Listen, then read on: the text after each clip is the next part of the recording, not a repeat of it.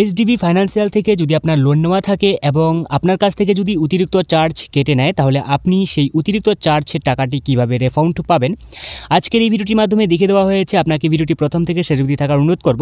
তো আপনি কি করবেন, এর জন্য যে HDB financial official WhatsApp number রয়েছে আপনাকে সেই অফিসিয়াল হোয়াটসঅ্যাপ নাম্বারে HI হাই লিখে আপনাকে সেন্ড করে দিতে হবে। তো এরপর কিন্তু তাদের কাছ থেকে একটি রিপ্লাই মেসেজ আসবে। তো আপনি এখানে অনেক কিছু অপশনই দেখতে পাবেন। তো এখানে যেমন রয়েছে loan summary, last transaction details, next EMI details, customer support service, apply for new loan, find your nearest HDB যেটা রয়েছে ব্রাঞ্চ, ঠিক আছে, HDBFS branch, check loan application status ইত্যাদি।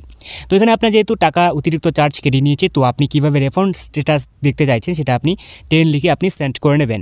এরপর কিন্তু আপনার কাছ থেকে যদি অতিরিক্ত চার্জ কেটে নেয় এবং আপনি যদি সেটা ব্যাক পাবার আবেদন করে থাকেন তাহলে কিন্তু আপনি সেই স্ট্যাটাস দেখতে পাবেন এবং আপনার কাছ থেকে অতিরিক্ত চার্জ কেটেছে কি না সেটার জন্য কিন্তু আপনি এখানে কথা বলতে পারবেন। তো এখানে আপনি REF হাইফেন এরপর LN কলাম দিয়ে আপনার যে লোন নাম্বার রয়েছে সেই লোন নাম্বার আপনি এখানে টাইপ করে আপনি সেন্ড করে নেবেন, ঠিক আছে।